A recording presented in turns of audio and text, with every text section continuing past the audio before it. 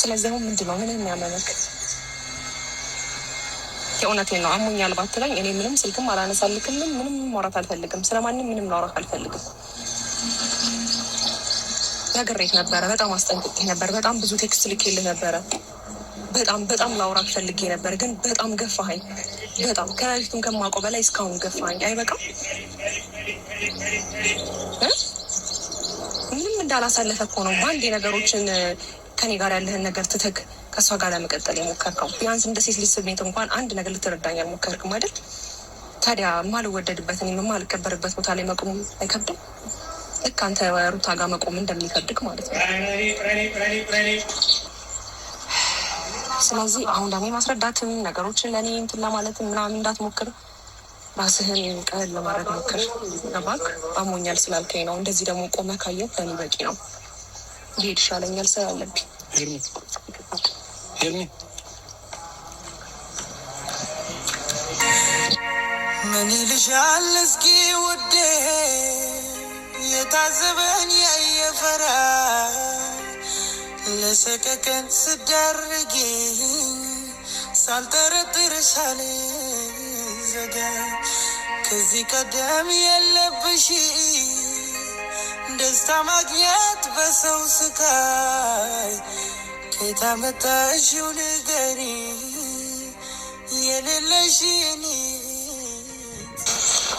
እና ማንኛውም ቤተሰቦቼ በጣም ይቅርታ በጣም ዛሬ ትንሽ ስሜታዊ ስለሆንኩኝ ነው። በጣም ሶሪ፣ በጣም ይቅርታ።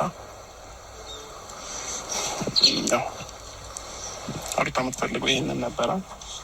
ሀሳቧን ፕላኗን ተሳክቶላታል። ፍላጎቷም ይሄ ነበረ። እሷ ፍላጎት ሆኖላታል ይመስለኛል። ነገም የቀረ ነገር አለ ሩታና አንድ የቀራት ነገር አለ።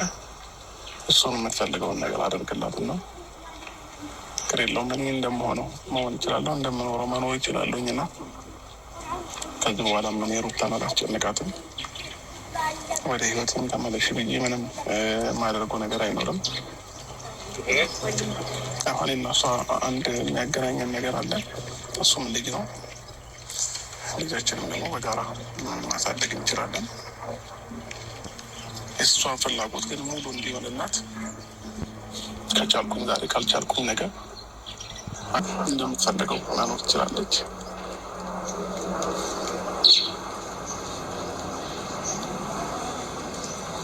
ህይወት ይቀጥላል። እንግዲህ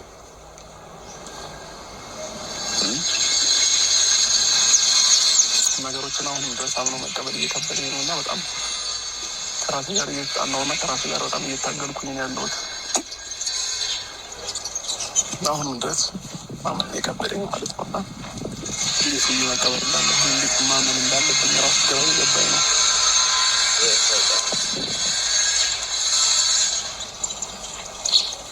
በዚህ ልክ እኔ የሰውን ነፍስ አይደለም ያጠፋሁት። በዚህ ልክ አላቅም ይቻለም እንደሆነና ስሜቴን አውጥቶ መናገር እየከበደኝ ነው እና ምን እንደምንም አላቅም። እኔ አብጄ ይሁን ምን ይሁን ግራ እየገባኝ ነው። በቃ ምንም ከራሴ ጋር እየሆንኩኝ አይደለም ከትናንትና በኋላ ማለት ነው። እንደዚህ ባዶ ሆናለሁ፣ ብቻዬን ሆናለሁ ብዬ አንድም ቀን አስቤ አላውቅም።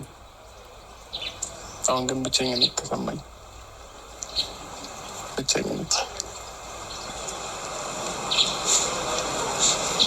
ይህንን ነገር እንዴት ልመራው? እንዴት ልቀበለው? ዙሪያ ላይ አንድ ሰው ነው ያጣሁት ማለት ነው። ስልኬ ላይ የሚደውልልኝ እስከሚናፍቀኝ ድረስ ማለት ነው። እና አንዳንዴ የሆነ ነገር ስጨለምባቸው ሁሉም ነገር አብሮ ተያይዞ ነው እንትን የሚለው እና ለዛም ይመስለኛል አሁን ላይ እንደዚህ የሆንኩት። ለማንኛውም